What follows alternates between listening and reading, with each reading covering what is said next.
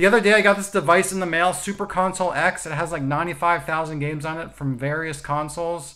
Let's unbox it, set it up, and review it. I've seen a lot of YouTubers talk about this thing over the last year, and it got decent reviews. It says it runs 80 plus emulators. There's not really a lot to the box. Here's everything it comes with, a diagram of the console, and then all the inputs. Let's open the box and see what's inside. There's a smaller box inside, and then on the bottom are two generic PlayStation looking controllers. Let's check out the controller first. It does feel kind of lightweight, but I think that's because it needs batteries. Here it is next to an official PlayStation 2 controller, and you can see it looks pretty much identical, except for the buttons on this one are called A, B, X, and Y, and here you have the different shapes. But the buttons, analog sticks, and D-pad feel just as good as the official PlayStation 2 controller. Let's see what kind of batteries this controller takes.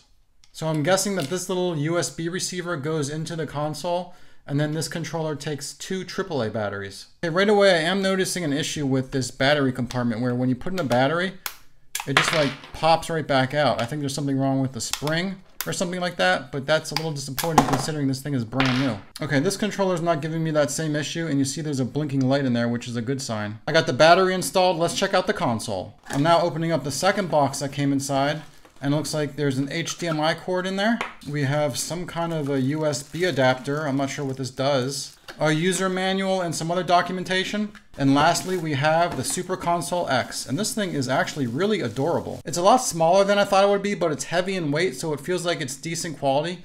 And I like the design of this thing. It looks pretty cool. Here it is on top of the NES Classic Edition, and you can see it's like half the height and not even as wide. Now it's time to do something I love to do whenever I get something new. This is so satisfying. Let's take a look around this device, starting on the right side.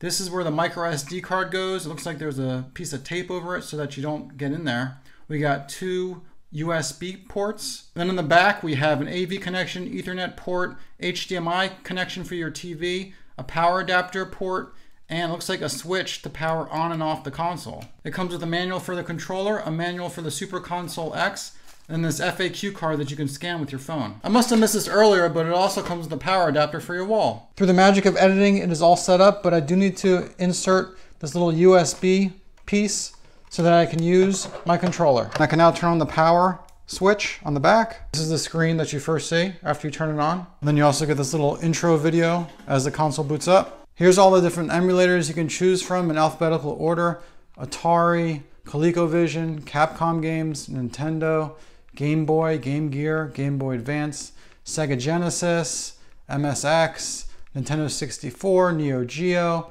I mean, this is just a huge list of consoles we got over here.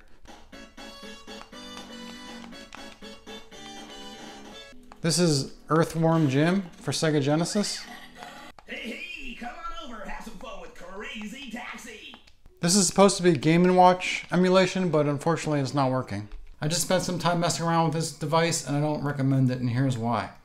I tried about 10 different games on various consoles and only about 80% of them loaded up, and only 2 of them were even playable. The controller just didn't do anything no matter what button I pushed. I couldn't get the game to start playing. Super Console X is advertised as you just plug it in and the games are all ready. It looks like there's still a lot of configuration that I'll need to go on to get this thing to properly work on your TV. It might have to do with the controllers that come with this being trash, but still, if it comes with the controller, it should work right out of the box, and you shouldn't have to get another controller and go into the settings and update everything so that it works better with each game.